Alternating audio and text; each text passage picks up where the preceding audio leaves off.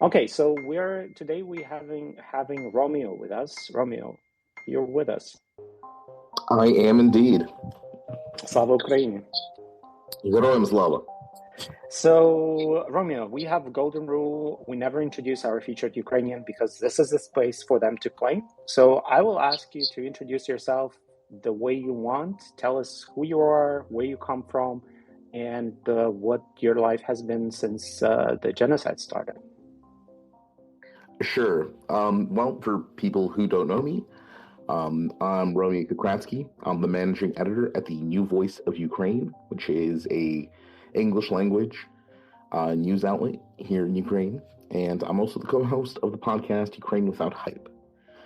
I was actually born in Ukraine, but I grew up in New York, if you can't tell by the accent. Then I moved back in 2014 following the annexation of Crimea. I was my grandmother and a bunch of my family lived here, and at the time we weren't sure if the full-scale war was going to start back then, so I came in to help my family out, and got myself into journalism. Here I am. Couple other things, especially of how this relates, of how I relate to the topic for today, is I'm a pretty outspoken leftist and a Marxist, though, as I hope we'll be able to showcase in today's space, not quite of the type that you may associate those terms with, especially when it comes to the West. And otherwise, yeah, I'm open questions. If anyone wants to know any more, my life's basically an open book, more or less. Amazing. So since I hear you're a no bullshit man, I wanted to not beat around the bush and ask you straight away a question that many of us have been asking ourselves, but I'm sure you have your specific take on it. And yeah, how have foreign leftists failed us? If you could tell us a little bit about that and start off with answering our main question for today, I think that would be great to begin with. So it's a very complicated topic, especially like for me personally. I don't think it's that complicated, to be honest, to break it down.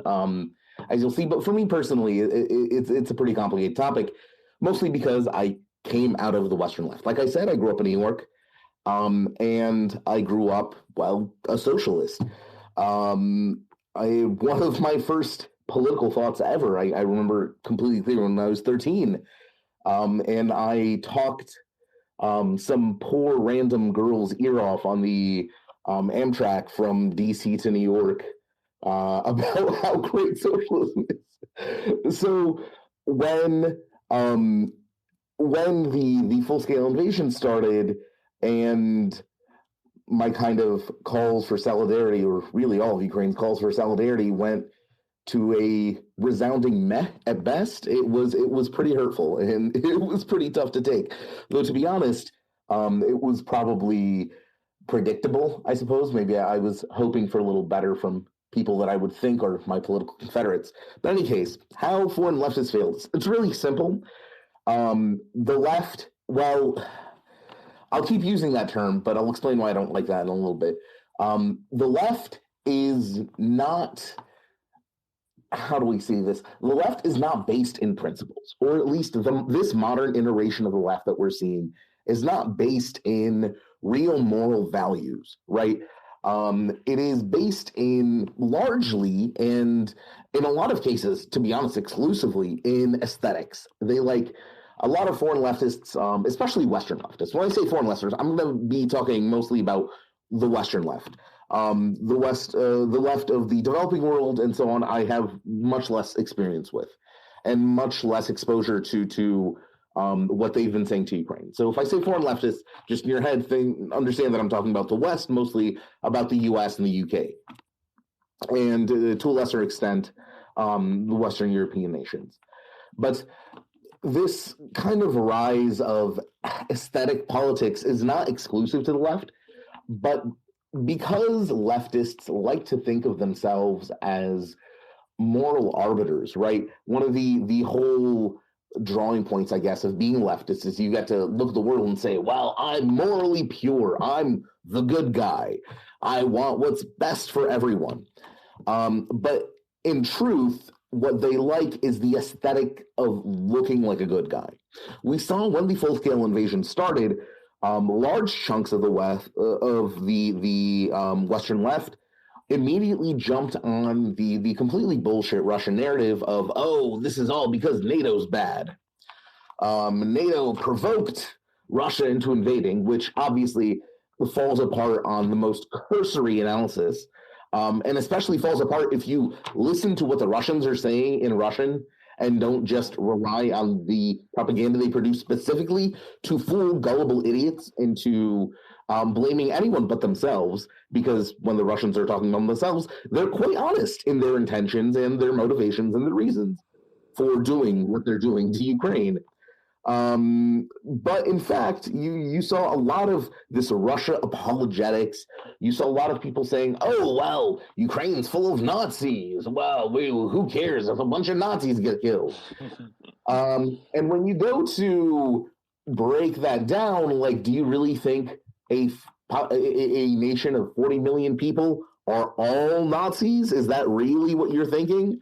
That sounds rather, I don't know, ethno-essentialist, kind of fashy, maybe. They start backpedaling and bringing up the now very memeable phrase, what about Azov? Yeah.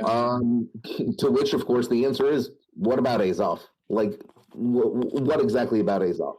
I really want to touch upon the topic of Azov as well, because you just recently tweeted how your own views changed regarding this. But before that, I was wondering if you agree that wasn't really surprised the way we were assaulted and bullied from the side of Western leftists, especially online, because this is something we've been dealing already for many years.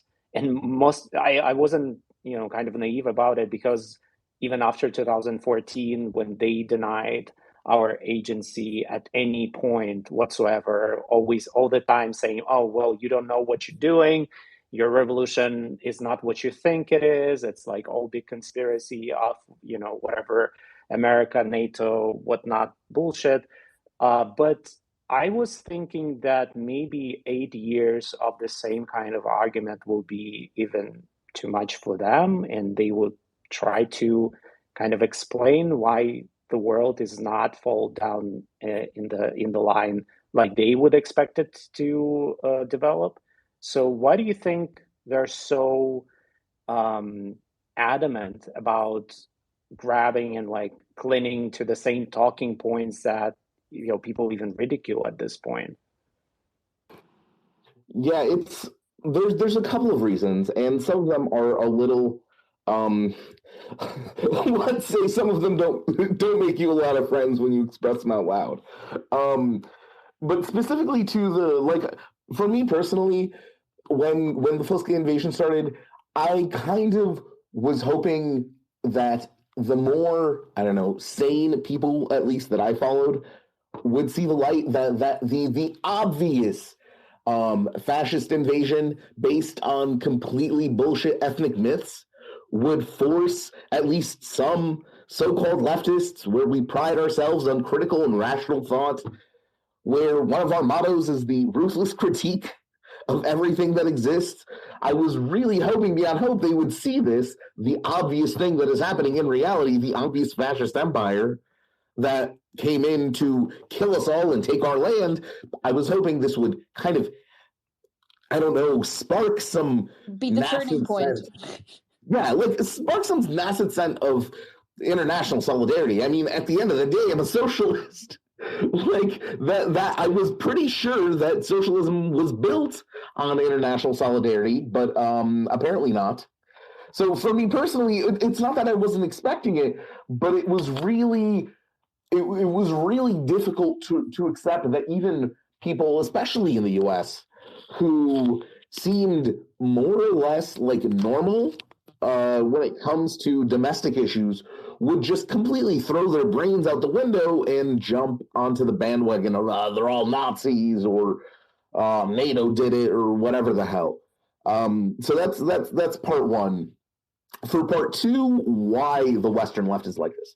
And for this, we need a little bit of history, and this is going to be very simplified and very surface level. And people have different interpretations here, but here's mine. So, internationally, especially in the Western countries, following the fall of the Soviet Union, there was no real organized left for, I don't know, like decades, at least 15, 20 years. There wasn't even a spark of anything except for like a few of the old holdouts that were basically irrelevant now the Soviet Union is gone. The Clintonite and Thatcherite policies of the 80s and 90s had kind of successfully introduced this third way neoliberal consensus. You had Fukuyama and his End of History, and people basically, not totally, of course, but there was this broad understanding that, well, liberal democracy has in fact won. And all of the kind of holes in that were relatively patched up. It wasn't until the, first the Iraq and Afghanistan wars, of course, and then Occupy, that you started seeing a vestige of the organized left kick in. And it really wasn't until the candidacy of Bernie Sanders in the US and of Jeremy Corbyn in the UK that a truly organized kind of left movement managed to have some kind of influence over kind of the mainstream narrative. The problem is that this coincided, these things coincided with a couple of other geopolitical events. The first, of course, being the start of the invasion in 2014, but also the kind of peak of Russian soft power. During the War on Terror, Russia did not, I say Russia, of course, I hope everyone understands I mean Putin, that no one else is a decision maker in that country. It's literally one man. So when, during the kind of War on Terror era, there was this huge myth of, or huge, I don't know, delusion maybe, among a lot of Western leaders that you kind of see still being held by Germany and some others, that Russia could be a rational partner, that the days of the Cold War were old and done, and it's time for neoliberal capitalism to unite everything globally, and everyone can be happy in the market. And Russia was happy to play that game. They cooperated heavily during the War on Terror, and there was lots of investments going into Russia. There was like hints, or I guess the way, what did the Russians call it? Like managed democracy or something like this? Just remember one funny thing that actually for me was quite eye-opening. When Russia was manufacturing completely fake so-called referendums on the occupied Donbas, Eastern Ukraine territories, I remember it was so bizarre for me to see those buses packed with fascists and radical left Europeans and Westerners being paid by Russian money to go and to kind of legitimize what was the circus that was happening there, because there was definitely no free or fair voting there. And for me, it was a very eye-opening, but also a funny moment, because, okay, I understand why fascists support Putin, because they see one of their own. I mean, they're like not stupid. They see what Putin is selling, and it's fascism in pure form. But I was kind of super sad for far left people, because like you're in a bus with fascists paid by Russian money, and they drag you to basically legitimize one of the most disgusting things that are happening in Europe, and you're still being super delusional about it and calling Russia, I don't know, like a great anti-imperial power or whatever bullshit. You're literally in the same bus with fascists, and you're there for a reason. And after that, I just didn't I haven't recovered any respect for them after that. Yeah, and just Romeo, to go back to sort of your explaining the background to some of this, I think for me personally, the most frustrating thing that I think I've realized, and I'm similar to you, I've considered myself uh, also, on the left of the political spectrum for quite a while, and that's the place I identify myself with. But recent events have really made me think about my identity as a moving forward. But a lot of the most frustrating things have to me stemmed from this like binary approach to almost everything that the left for some reason has. And I think it goes back to what you were talking about the sort of why a lot of the left sort of ideology is based on certain, what did you say? I forgot what you said. Like a very fluffy approach, and like almost not values, but I forgot Yeah, an what aesthetic. it is. So Why do they have that binary approach, and why is it this or that? Why is it like, if Russia is against the capitalist West, then it must be good? And why there is no nuance or understanding of the fact that a lot of places are not like big black boxes, but have their own history of like oppression, colonialism, struggle, and so on and so forth? I think if you have an answer to that, I will be forever grateful. I have a suspicion. So part of this Russian soft power push was the introduction of our favorite Russian disinformation networks, including Russia Today, RT. And they managed to build themselves, especially during Occupy, as this kind of balanced and fair look at. I know it's hilarious to use those words in connection with Russia Today, but that's how they were perceived. And to be quite honest, their reporting on Occupy was in a lot of times more balanced than the mainstream media's report, or the Western kind of corporate media's reporting on the matter.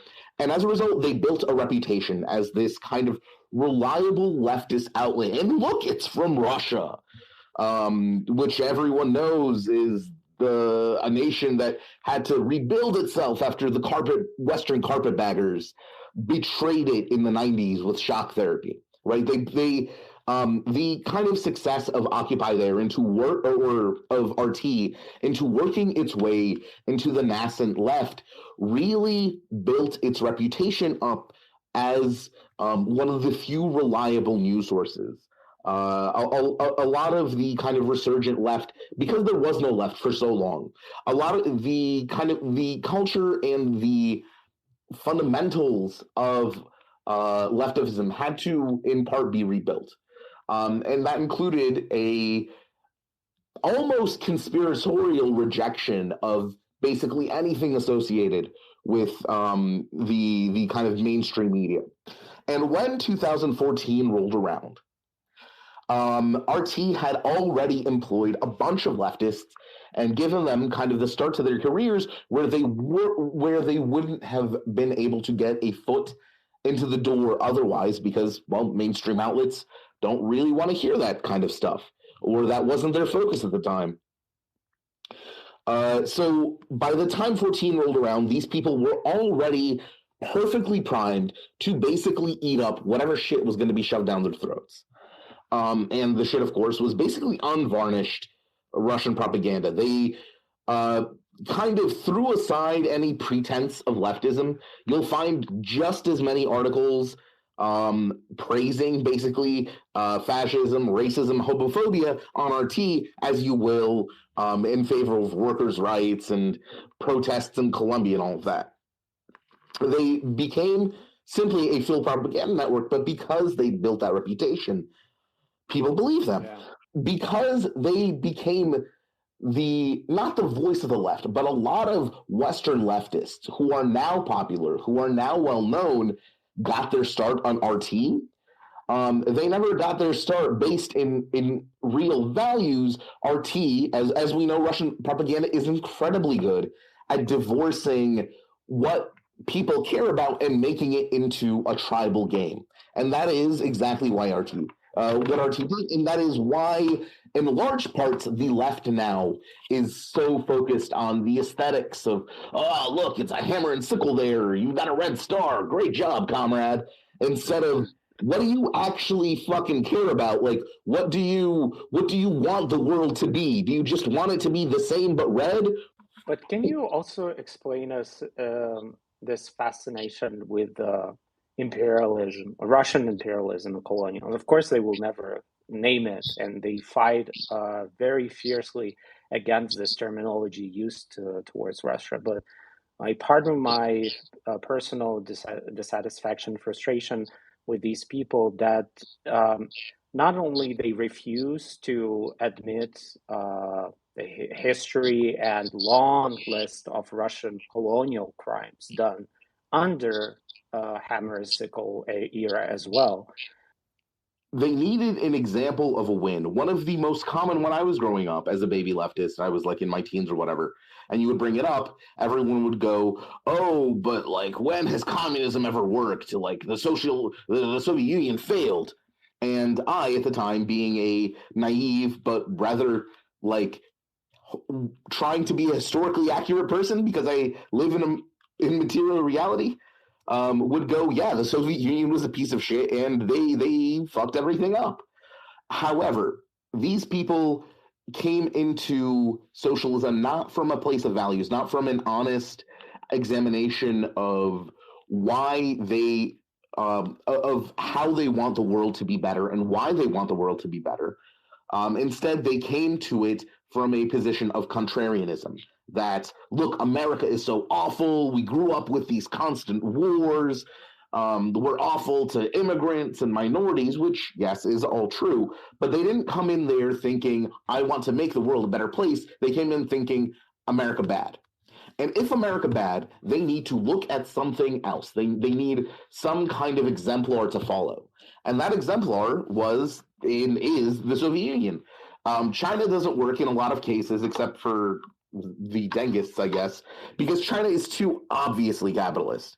Of course, you'll find pro-China tankies everywhere, but it is difficult for them to defend an existing country that has like massive Prada outlets in the middle of their capital, right? But the Soviet Union's gone. It's gone. That means, and again, we're talking about Western left, and we're talking about mostly millennials. That means it basically never existed and no one knows anything about it. And specifically because they're from the West, they don't know that no one knows anything about it. And the reason they have to denigrate Eastern European voices, they have to ignore Eastern European leftists, because when we go and tell them, actually, everyone who lives here hates the Soviet Union, here's why, that ruins that story. That ruins that narrative that they've built kind of their entire identity around.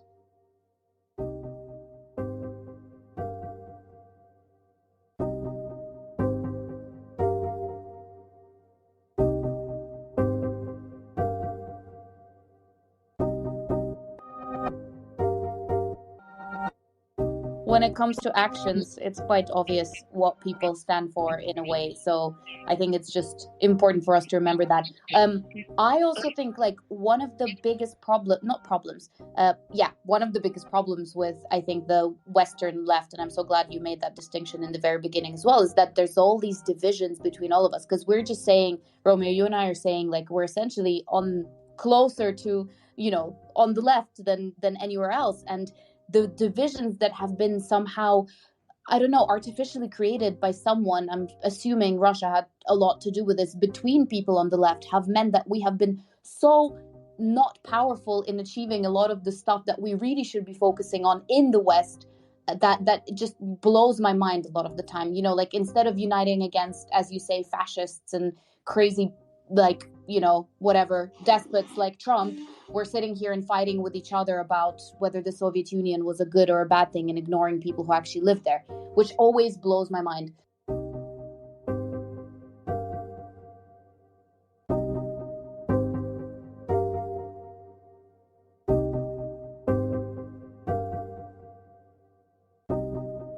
But I just wanted to ask you a little bit, and maybe this is like a personal question for me on what to do moving forward. I actually message Maksym a lot of the time when I get blowback online from a lot of the people in question that we're talking about here. But any tips or advice on how to talk to people or deal with people that we've just highlighted as the foreign left that failed us? And should we? because in many cases it's so much gaslighting happening there. I feel like, should I ever talk to those people ever again? Honestly, I can't talk, like, I can't tell you what to do. I can tell you what I do, and I don't know if this is the right path, if this is the best thing to do. What I do is block them. So there's a hashtag that I've been supporting lately called that's written "defash the left." So in my eyes, the full scale invasion kind of proves without a shadow of a doubt that Russia is literally a fascist country. It is, quite frankly, Nazi Germany. They keep saying it over and over and over. They want to kill all of us. When they say they want to get rid of Ukrainianness, that means killing all of us. That we're not going to roll over and like suddenly have the tricolors in our eyes, right? The practical, the practical thing of the policy that they're advocating is genocide of Ukrainians. And as we see, that is what they do that is what they are doing. So I made a really easy and simple mental calculus for me. If a person does not support Ukraine, or if a person has quote unquote concerns about Ukrainians and Ukrainian nationality or nationalism or whatever the hell, I'm not going to waste my mental energy and emotional energy on trying to show them that this is bad. Russia is clearly a fascist empire. They say this, they act this way. If you want to deny the evidence of your own eyes, you are putting cover for fascism. I block you. Well, I also tell you, I think it's kind of my catchphrase on Twitter now, shut the fuck up, fascist. Because I don't have time. I don't care if they have a hammer and sickle in their goddamn profile and they're like ACAB, BLM, whatever. No, buddy, if you cannot tell, if you look at the world right now and you cannot see the obvious genocidal fascist invasion occurring in front of your eyes in real time, you are not a leftist, you are a fascist or a collaborator at best. And I do not have the time or patience to deal with you. You get blocked, you get told to shut the fuck up, and you get blocked. I think I'm gonna take that forward as well as an approach. I wanted to ask just a quick follow up and then pass over to Maksym. But what about the people who read those people and who still haven't formed their opinions but might be influenced by them? What should we do to win them over? Do you have any thoughts and approaches for the people on the left, like ourselves, who can, are sort of sitting on the fence and seeing both us talking about what we're talking about and then the people who we don't want them to think about? Any idea for what we can do and how we can proactively make sure that people do see what is right and wrong? Because I hope one day everyone will, and it will be awkward for those who didn't support our way. I think the best way to do that is because the US and the UK, their lefts are just as they view their countries just as exceptionally as the right wing does, just in the opposite way. Instead of America or the UK, always good, always great, we're the best. They see it, oh, we're uniquely evil. We're the only ones that can be evil, which is the root of this idiotic so-called anti-imperialism that they fart out their mouths.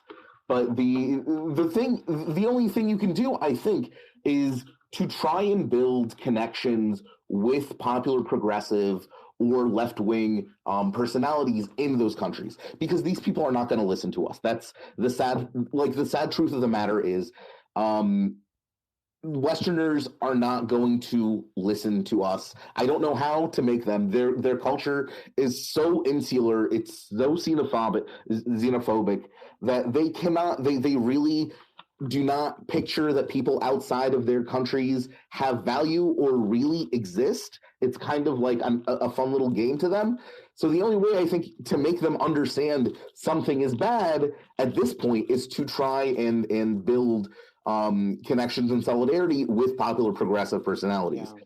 The problem is a lot of the popular progressive personalities, because I was trying to do at the beginning of the war, I discovered quite a few of them apparently believe the Ukraine Nazi bullshit and the NATO bullshit. And it's really hard to build an inroads into that community when some of their loudest voices have already made up their mind. Absolutely. I was, before the pandemic and before the war, Naturally, I would do some of reaching out back in the States, in Congress as well. And so many people suggested to me, like, you should reach out to Ilhan Omar, right? To as one of the progressive voices, a strong voice against colonialism, imperialism. Literally, I keep hearing this up to this point. But the problem is that people like Congresswoman Omar are exactly the people that you're talking about, that are completely by choice remain deaf to the voices of Ukrainians. They don't want to hear us, they don't want to meet us. And even if they meet us, there's kind of like this, glass, kind of dead, completely stare when you're trying to make your case, because those people made a specific choice that Ukrainian voices do not matter, and Ukrainian voices are uncomfortable to amplify because they expose much deeper problem, ideological problem within Western left. And that's why it's not because they don't know or because they are not aware. They know perfectly what is happening. They see the fascism. It's just they also calculate the costs. Of course, if we support Ukraine, then it means that we'll have to face our own very uncomfortable conversation about ideological failure that we're experiencing. So I grew up in New York. I grew up in Jackson Heights. It's literally Alexandria Ocasio-Cortez's district. I was obviously a huge supporter of her run.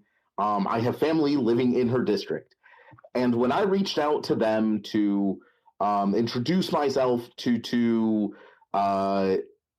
give them a perspective of what is going on here in Ukraine, as a local expert and also basically a lapsed member of her district, it's not that they didn't get back to me, but it was absolutely this empty, this glassy stare of them. They're hearing me out not because they want to or they want to get something from it, but because they're obligated and they want me to go away as quickly as possible. And that was really, really, really hurtful. And I was like, okay, if no one else, they must listen to a guy from Jackson Heights.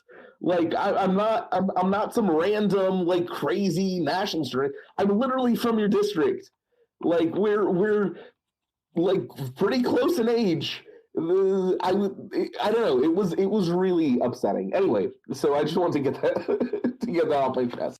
But what is right with Ukrainian leftists? How do you see the reality of being a Ukrainian leftist, and what kind of world you see ideally and you would like to build based on those ideals for yourself and for other fellow Ukrainian leftists? So the Ukrainian left, first off, I do want to make clear, it's not very large. However, I also want to make it clear, Ukraine is a pretty left-wing country by default. But we are, Ukrainians by themselves, or economically, we're pretty left-wing. And especially the Zelensky administration, which started off as this very, very neoliberal, they had very, very neoliberal aims.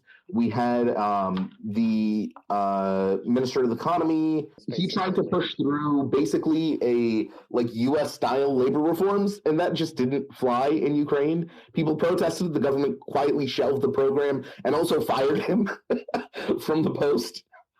So we have a very strong left-wing tradition, and there are things that we expect that are inviolable, basically. Our labor rights, our rights to education, to healthcare, these are not on the table.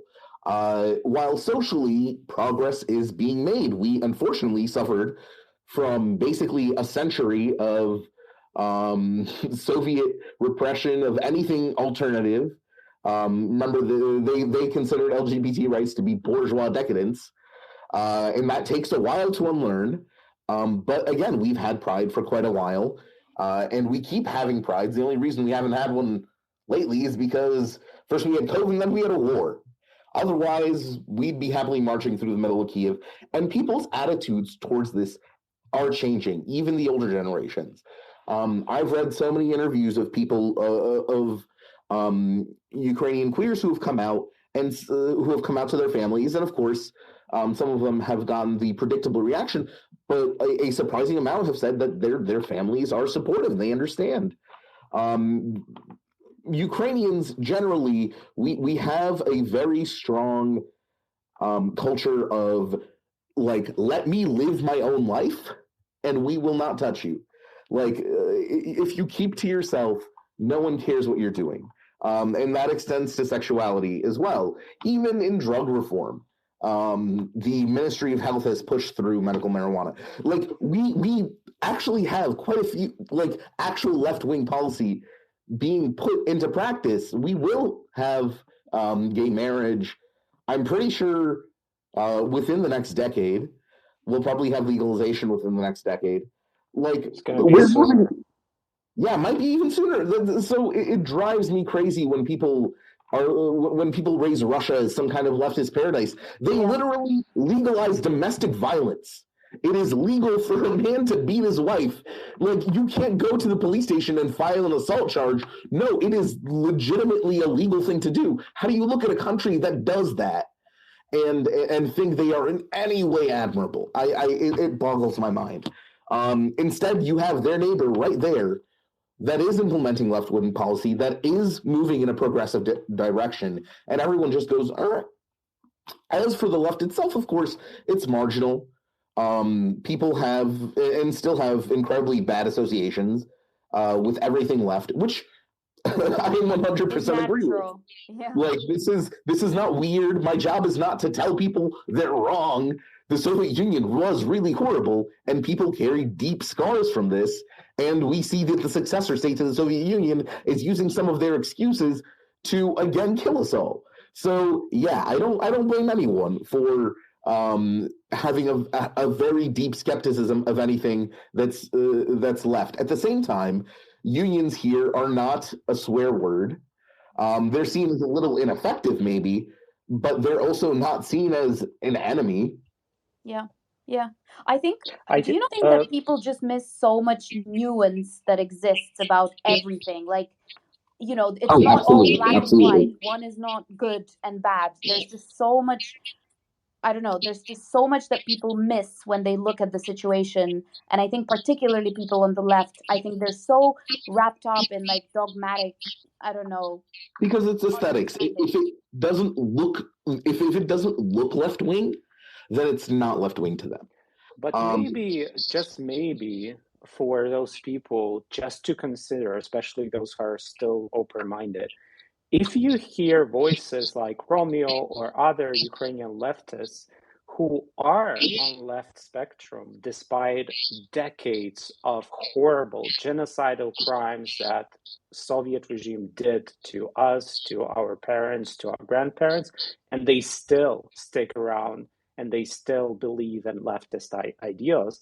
If I were you, I maybe would listen to them and learn something, and maybe, you know, figure out why they keep doing that and why they think you're a shitty leftist.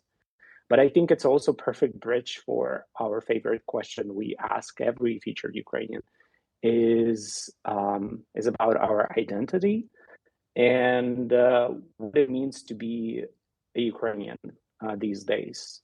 For some people, it's changing dramatically in recent months. For some, it stayed the same. So what was like, and it is for you, what it means to be Ukrainian for you, Romeo? It's always something I've taken for granted because I was born in Vinnytsia. I would visit my grandmother here every summer from when I was 8 to 18. My mom would kick me out of New York and send me to Vinnytsia for 3 months. So it was never like, I never had to think what it means to be Ukrainian. To me, it was obvious I was Ukrainian. Yeah, I don't look like, I don't know, a perfect Slav or whatever, but no one ever treated me different. Well, not true. A few kids, when I was a child, treated me different. But since I moved back to Ukraine 8 years ago, no one has ever treated me anything but a Ukrainian. No one's ever pointed and said, you're a foreigner. No, people hear me speak Russian, and they just assume I'm one of them, which is true. I think what it means is simply like I think it's simply feeling that you're Ukrainian. I'm sorry I don't have a more insightful answer to this, but maybe I can clear it up with a quick I don't know, observation. I've a lot of my friends in Ukraine are immigrants. Sorry, I almost said expats. I'm trying not to use that word. I don't think it's accurate.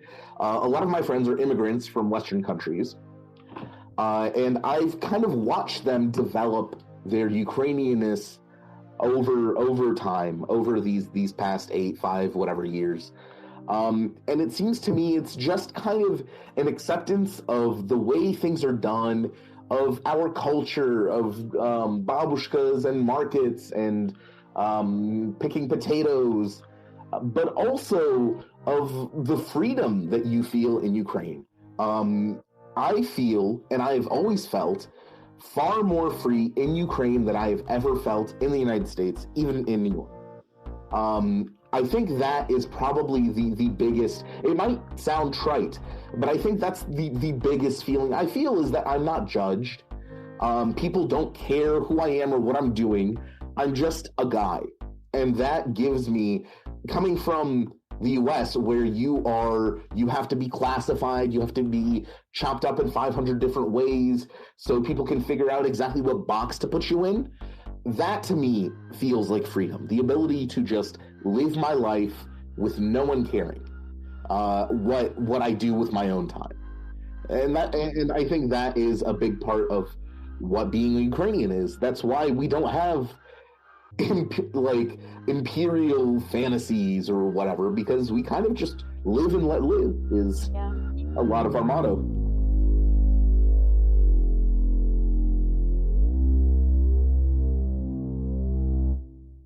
Thank you so much for your time today, but in general, for all the fantastic work you do, and I hope your family is going to be okay despite all these terrible times and terrible tragedies that each of our families have to go through these days. But nevertheless, super grateful you found the time today for us, regardless. And thank you guys very much for giving me a place to speak and express how I'm feeling, because it's very rare that I get to approach this not as a quote unquote objective political observer, but to actually talk about how I feel and in my own political identity here. So thank you guys very much. I love y'all. Y'all are amazing.